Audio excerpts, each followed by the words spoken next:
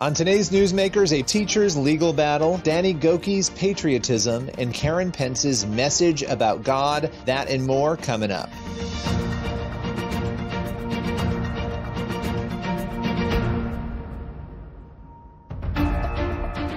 Welcome to Newsmakers, a show where we go behind the headlines every week to bring you interviews with pastors, entertainers, politicians, and other notable figures.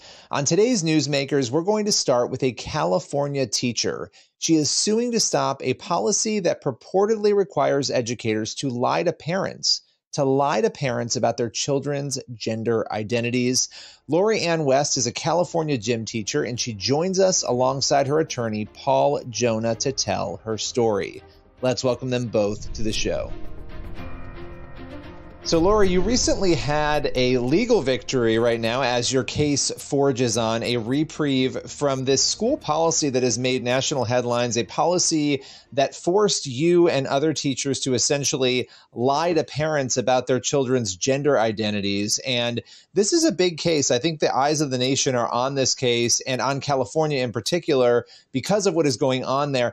But I want to start with where did this policy at the center of all of this, where did it begin? How did you first learn about it? Take us through some of that background.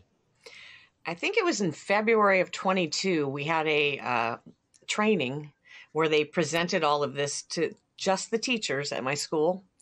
And when we saw what they were saying, that we have to exclude parents, both Elizabeth and I were really taken aback. We thought, how can this possibly be? No one's a bigger champion of children than their parents. And we don't want to take the role of parents. We like to partner with parents, but we absolutely understand that parents have the number one responsibility for their children, and they have the right to raise them as they see fit. At what point did you realize, okay, I now have to take a stand on this? I did receive a talking to about misgendering a student, and I didn't know what to say. And then I clicked in my head, this is leading down the road to discipline. And then hearing another teacher who had been formally disciplined, I was like, well, I'm on the path to losing my job if I don't follow this policy. And I don't agree with this policy. So it kind of puts you in a bad position. I don't want to lose my job. I love my job. I love my students. I want to be there. And it was kind of choose your faith or choose your job. And that's a terrible position to be put in. So you make the decision, you go to court, you challenge this. And I want to go to you, Paul, as an attorney. Help us understand, because this case is ongoing. This doesn't stop the case or settle the case in any way, but this injunction is a victory for the educators. Can you explain to us what it means? Sure. Yeah, it's actually a very big deal. The way, before you get a preliminary injunction, the court has to determine that you have a likelihood of prevailing on the merits of the case. They don't just give you an injunction. It's a very difficult remedy to obtain. And in making that assessment that you're likely to prevail, the courts are often signaling how they're going to rule at the end of the case. And this was not just some 5-page ruling. This was a 36-page, very well-reasoned ruling focusing on federal constitutional rights. And it's significant because there's no ruling like this in the country. And the court does a very good job of going through the tough legal issues, not only First Amendment, but also the parental rights issues, the 14th Amendment. And I think it does put this school district and the state and all school districts, frankly, on notice that these policies are likely unlawful and they need to be very careful if they try to enforce them. You know, Paul, it's interesting. I'm a parent. I'm a journalist. I have 2 kids in public school, right? And so I look at this and I think, okay, you have a policy, and there are other things going on in California as well right now. There are school boards that have tried to create policies, as you well know, to protect parents from this sort of thing. And those policies are now, the state is suing at least one district over that policy. And so when you look at this, we're talking about the teachers' rights in this case. And correct me if I'm wrong on any part of this, but we're talking about the teachers' constitutional rights. Then there's the whole parental side of this. I mean, what do you think is the end game on this? Are states and districts going to be able to step into the role of parent, which is essentially what is happening here, pushing the teachers' rights to the side, becoming the parent and telling the parents that they're a danger to their kids. I mean, is there any world in which this would be allowed to stand, do you think, nationally? I don't think so. So the court in our ruling, and it's very much worth reviewing the ruling, the court says that this policy constitutes a trifecta of harms. And that touches on the point you just made. It harms students, it harms parents, and it harms teachers. Obviously, our case, we're representing teachers, but the harms are all on all three.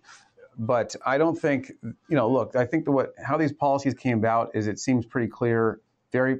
Certain public or private interest organizations, Gay Straight Alliance, various groups have drafted these policies, sent them all over the country, and for whatever reason, school districts are just adopting them, and state boards of education are suggesting that this kind of guidance is required. And in California, what's very interesting is, on the one hand, they tried to say that this guidance is required, or is, they try to say it's guidance for the school districts. They said it's not binding, it's just guidance.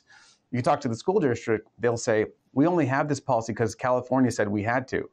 And in our case, they weren't even defending the merits of the policy. They were making arguments about standing and jurisdiction and immunity. And it wasn't until we brought to the court's attention, look, Your Honor, they're actually suing the Chino Union School District for having a policy that dares to contradict this supposed non-binding guidance the state has issued to every school district. The judge was very troubled. He said that's deeply troubling. He didn't know that. And the state kind of tried to play it both ways. On the one hand, trying to tell the court here, this is just guidance, Your Honor. We don't have anything to do with this. We shouldn't be here. On the other hand, they're in court getting an injunction. By the way, that injunction was based on California privacy rights that they got. It was a TRO, not a preliminary injunction, temporary restraining order. And if there's a conflict between the California Constitution and the U.S. Constitution, the U.S. Constitution trumps. And in our case, we're dealing with federal constitutional rights. So I think, big picture, these are wacky policies. They're dangerous policies. They're unconstitutional policies. But the good news is that this ruling really sets the framework for courts across the country to adopt, it analyzes this in a comprehensive manner. These are not likely to be legal. These policies are likely to be unconstitutional, and this order explains why. Now, Lori, last question for you. What is keeping you going in this? Because it would be easy, feeling the anxiety, the pressure of other people, to throw in the towel and say, you know what, I'm not gonna do this anymore. I'm gonna move on from it. But what keeps you going in the case? My friends and family have been very supportive, and getting some emails and things from parents that are on our side at school. Before we were put out of work, a parent had sent us flowers to the front office, and that was just so heartwarming. And she wasn't even a parent from a kid at our school. She was just someone that had seen the story on the news and wanted us to know that she supported. And then the following week, she sent them boxes of chocolates for both of us. Seeing parental support. I think before this happened, parents did not really know about this policy. It was never really shared by our school district. And so at least we're bringing this to light, so parents have the ability to know what's happening and use your voice, parents. Please use your voice. Step up. Go to school board meetings. We need to replace school board members. We need to change the whole culture of public schools. Yeah, and I think people are waking up. I think you're seeing this happen after COVID around the country, where parents are more involved. And your case, again, I think is going to be one that really does wake a lot of other people up who maybe haven't been paying attention. I appreciate you both taking the time, breaking the story down, and taking us through it today. Thank you so much. Thank you for your time. Great to be with you. Thanks, Billy. Choose your faith or choose your job. That is truly a difficult position to be in. We are going to continue to pray for her, but also monitor this story as it develops. Coming up next, singer Danny Gokey talks faith and patriotism. We'll be back in just a moment with more Newsmakers on the CBN News Channel.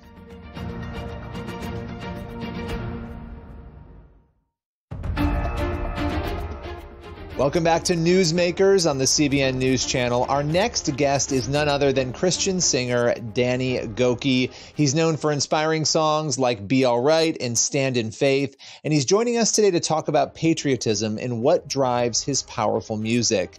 Let's welcome Danny Gokey to the show. So Danny Gokey, you have a new EP out called Brave that celebrates America. What made you want to dive into this music?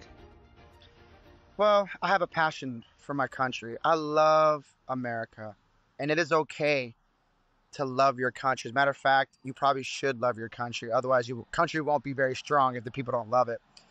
But I just think that there's so many voices in our culture trying to tell us how to think about our country.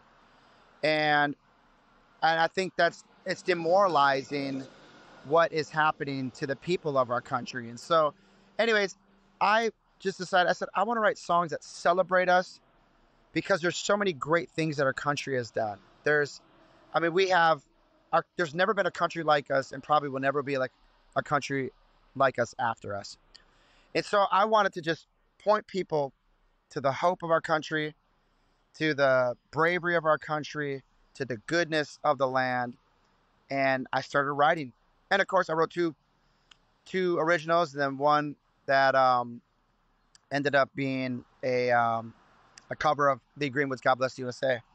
I don't want to get you in trouble here, but I'm gonna say this because I do think it's interesting. And what I mean by that is I don't want to get you in trouble with other artists. So I'm not going to, of course, name people, but it is interesting because a lot of people, they sort of avoid, in the industry getting into these sorts of issues. I mean, you're talking about something that should be simple: patriotism, love of country, right? But there are a lot of people, maybe even in the Christian world, who would avoid that for fear of sparking controversy. But yet you don't seem afraid of that. Yeah, I think that, and there's no hit on any artist. And I love how you phrase that, because we just don't judge other artists.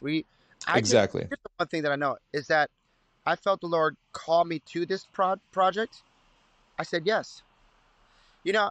And our great leader, Jesus, never avoided controversy. He never tried to get people to like him through winning people over, or I guess. So this is not from my own personal experience. We're not supposed to win people over by compromising our values. So if I know the Lord called me to do this project, and I was like, well, what are people going to think? I'd compromise the value that God put inside of me. So I wanted to speak to it. And here's another thing. The Bible says in Galatians 3 that all nations would be blessed through us believers, through the Abrahamic covenant. So that's America too. So as a believer, the Bible guarantees through the Abrahamic covenant that all nations will be blessed through us. That means I can bring a blessing to my country and not bring up more problems to my country, right? I can be part of the solution and not part of the problem. And that's the route I decided to take. Danny Gokey, I really appreciate your time. Final question for you. Yeah. With Brave and this incredible music that you put out there, what are you hoping people take away? Like, what is success for you when it comes to this music? Well, first of all, Billy, I just want to say thanks for having me. And sorry if people are watching and all the distractions of me walking around. It's so loud out here. I thought it'd be nice and quiet. So anyways, what I hope people get from the music EP of Brave is that people understand that bravery is actually a quality that brings freedom, right? It's interesting, there's a verse in Revelation, and it puts in this verse all the people who God cast out because of their sins. It talks about fornication, homosexuality, liars. It's summing everything up. And guess what it puts in there? And cowards. Cowards is a sin against God. Because you know what? Your trust, when you're a coward and you do things for the approval of people and not the approval of God, means your trust is in yourself and in people to cause you to succeed. And God, David said this: some put their trust in horses, some put their trust in chariots, but I'll put my trust in the name of our Lord. And I want people to know that God has a purpose for America. There are all those voices out there that said America's evil and all these different things. Those voices are not of God. Those voices come to do what? Steal, kill, and destroy. The Bible makes it very clear that you divide, then you conquer. They want to divide us so that people lose power and then they conquer us. With this, I hope it encourages people, brings them back to the love of this nation and the first love. And honestly, and take back power. Be brave. Speak the truth in love. add to the solution, not to the problem. If we do this, if we stop being a part of the problem and causing more problems when we see injustice and creating more problems, listen, you reap what you sow. You got to sow good, you reap good. You sow bad, you'll reap more bad. I love that. Truth, love, and bravery. Danny Gokey, appreciate your time today. Hey, Billy, thank you. Danny's new EP, Brave, is available wherever music is sold. And when we come back, former Second Lady Karen Pence shares her thoughts on God, January 6th, and more. This is Newsmakers on the CBN News Channel.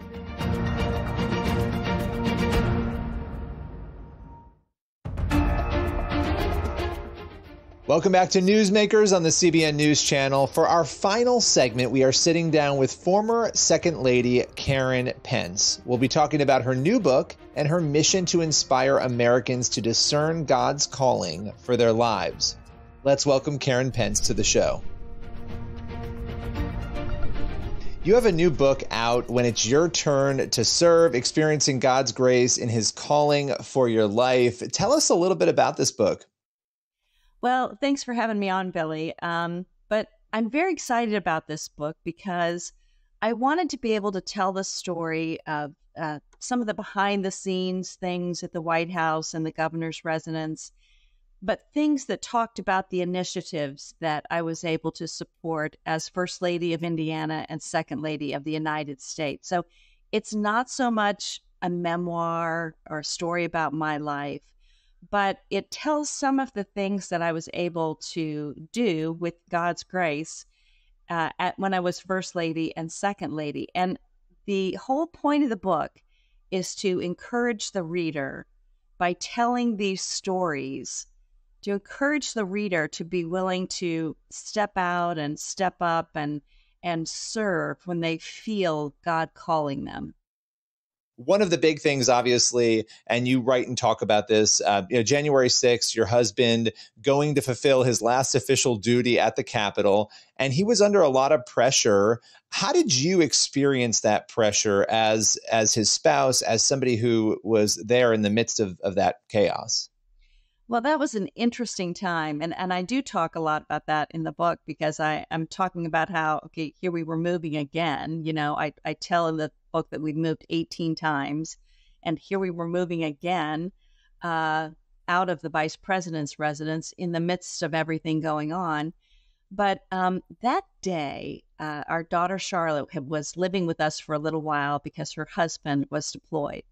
He's a Navy pilot. And so she said, Mom, I want to go because, we have this life that we've lived at the Capitol. Our kids were all Senate pages. When they were little, they got to go on the floor and vote for their dad. And we've been to all of these State of the Unions and so many special events at the Capitol.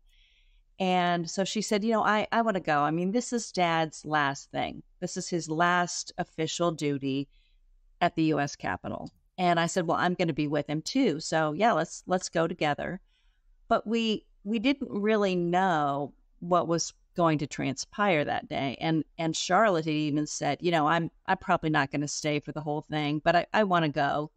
Well, little did we know what was going to end up happening. But it's just like you just said a minute ago, Billy. It's that peace. When you're trusting the Lord, that peace just settled on us.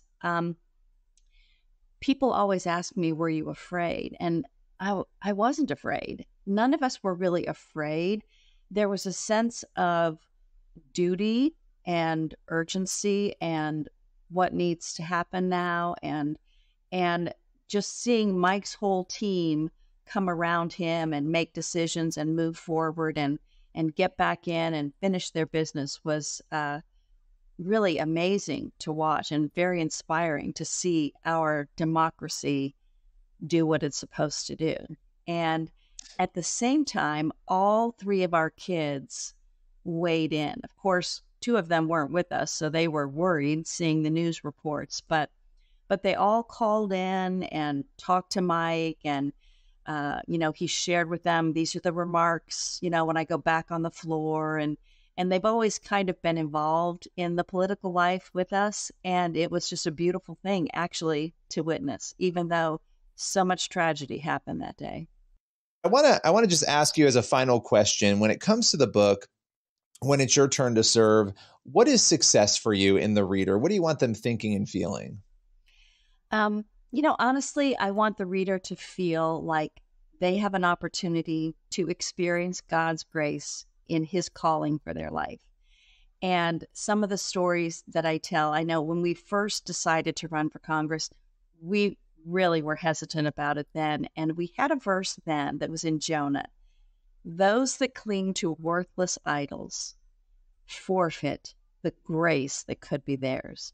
And I think back to that first race so many times, and I think, what if we had been, afraid to give up the idol of, we'd just gotten married, we had our little, bungalow home, and we were ready to start our lives. And if we hadn't been willing to, open our hands and let go of those worthless idols, we would never have seen and experienced the things and gone to places where God intended for us to go. One of the sweet things about the book that I would love for the reader to take away is the story of the honeybee. And I weave it throughout the whole book because that was one of my initiatives, was the honeybees. But every chapter starts with a little fact about a honeybee, and it kind of illustrates all of the stories throughout the book. But if the reader could take away that they can experience God's grace in his calling on their life, that would be success for me. Well, I so appreciate you taking us through the book and your journey. It was really wonderful having you on today. Thank you, Billy. You can grab Karen Pence's book, When It's Your Turn to Serve, Experiencing God's Grace and His Calling for Your Life, wherever books are sold. And we'll be back in just a moment with more. This is Newsmakers on the CBN News Channel.